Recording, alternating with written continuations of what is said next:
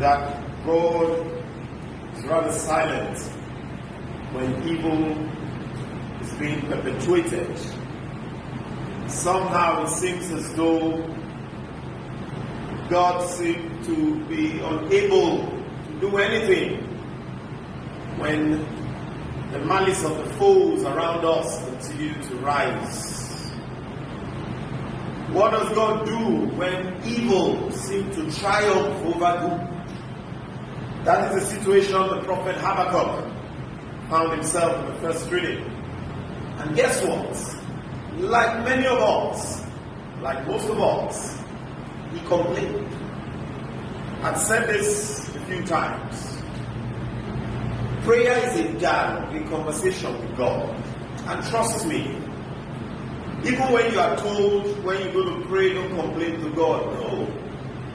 God has not made any of us an assistant Chineke. God has not made any of us his deputy to tell you how to pray or how not to pray. The truth is, when you are in certain situations, that singular complaint, God, why? It's a prayer. God, why all this happening? It's a prayer. I know a lot of people will find this a bit weird. To think that, okay, it only amounts to, if we don't want to be real to ourselves. You are in your home and it seems as though evil keeps swelling in ranks. Everyone in the family, no one is doing well. You keep doing your best, saying your prayers, living a good life, avoiding sin. You don't cheat others, you don't steal, you don't kill. You just try as much as possible to keep the commandments of God. But somehow, the beautiful things of this world don't seem to come your way. And then you just look over your shoulder and you see notorious people. People that you know, not that you are judging them, but people that you know invest in crime, in evil. They continue to swell in ranks. They make more money. They live better lives. Their children seem to make better progress. They are more recognized even in the church. They occupy the front seats. They are given titles. When they speak, people listen. Trust me, that is not the time when you say, well, maybe. Oftentimes in those situations, that very complaint is prayer enough. Be real with God. Go to God as you go to your father. Go to God as you go to your mother. Speak to God as one who loves you. If there is somebody you love, are you going to pretend before that person? You pretend that all is well when all is not well? That's exactly what Habakkuk did. Listen, he complained a lot. And he says this, he says, I will stand on my watchtower and take my post on my battlement, watching to see what he will say to me, what answer he will make to my complaints. He said he's waiting. No, I won't see what you go talk. I have complained to you. Look at evil is swelling. You know they do anything. I see what you go talk. And guess what? God will always answer because he knows his prayer. Because he knows, he understands us better than we even understand ourselves. He knows the pains that we go through. I've not walked in your shoes, so I may not know what you are going through. And when you are screaming, God, why? I think it would be unfair for me to come and say, no, that's not how to pray. When you pray, just say, God, I accept it like that. That may be quite unfair. I know a family that had literally lost everything. The father in the family is dead. A child in the family has been having brain seizure since she was 4 or 5 years, and now she's 23. They have spent all they have to live on trying to look after this child. And then the first daughter in the family gets married, Less than 1 year after the marriage, she's kicked out of the house because the man fell ill and the man died, leaving her with one child. So the family returned her back to the family. That since you entered this our home, you have been bringing evil to us. And because I know the family personally, when the woman prays, she wants to be a bit circumspect about, I hope they will not say I'm complaining to God. I say, no, scream to God. Ask him, God, why? Why are all this happening to me? It is prayer. It's prayer. And guess what? God will answer. The good news is that our God is not a wicked God. Our God is a kind God. Our God is a God that is loving. Even in the midst of those complaints, do not lose faith. If we go to the book of Job, you will see that when people say Job was patient, I tell them no, Job was not patient. Job was steadfast. Job was impatient. And that impatience was prayer. Remember, Job himself said, I cursed the day I was born. Was that a prayer of impatience? Job was so angry. How come he lost everything? But then Job remained steadfast. Even when his friends told him, curse God and die, he refused. Even when they came to him and said, confess your sin, that you can't be suffering this thing if you are a righteous man. Job remained steadfast, and in the end, he regained all he had lost. So in the midst of our complaints, in the midst of difficulties, in the midst of uncertainties that we cannot understand, our politicians are feeding fat, raping us in daylight, and somehow nothing seems to happen to them. They come to give to church.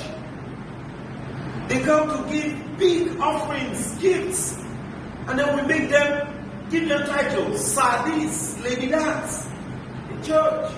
They become vice chairpersons, they become instrumental members of the church. They build fathers' houses, parish rectories, they build churches. And then the lonely ones that are striving to keep God's commandment faithfully are not even recognized. It's enough to make you want to be sad. But in the midst of being sad, dear friends, be faithful. In the midst of your complaints, be faithful, be steadfast. And listen to what God says to Habakkuk. He said, write this vision down, inscribe it on tablets to be easily read, since this vision is for its own time only, eager for its own fulfillment. It does not deceive. If it comes slowly, wait, for it will come without fail. And what was that? He said, see how he flies, he whose soul is as right, but the upright man will live by his faithfulness. See how he flies, he whose soul is not at right. It means no matter how difficult life is, don't become tempted to sin. No matter how much it seems like evil is flourishing, don't become tempted and fall into the temptation of loving and wanting evil. Like St. Paul reminds us, never grow weary of doing what is right. Don't grow tired. Sometimes it may be difficult. Sometimes you just feel there is nothing to it. And I thought people will come and tell you different things. The days many years ago had said God had created the world and is not interested in the world. He has returned to heaven. And so it's our concern. What you do in this world is our concern. It doesn't concern God. And people live that kind of life, believing that, well, I don't care. God is not here. He's not interested. But tell me, dear friends, I tell you, friends, God is interested. He wants our faith. So when you go through the valley of the shadow of death, trust God. Believe that your glory will come. Believe that sorrows that last through the night, joy will come with the dawn. Believe that the Lord bestows his gifts on his beloved while they slumber. Believe that God has you in the palm of his hands. Believe that you are the apple of his eyes. Believe in his word. Don't look right, left and right to those who are doing wrong things and are growing in ranks. Just remain faithful to God and see what he will do with you. And to conclude in our gospel reading, you see Jesus refers to the generation of the time as a faithless generation. Why? He says because they had little faith. Interestingly, he said their faith was even smaller than the mustard seed. How bad can it be? So when you pray, do you expect to get an answer? Or you are praying like when you go to ask your neighbor for something. Say, please, can you help my son get a job?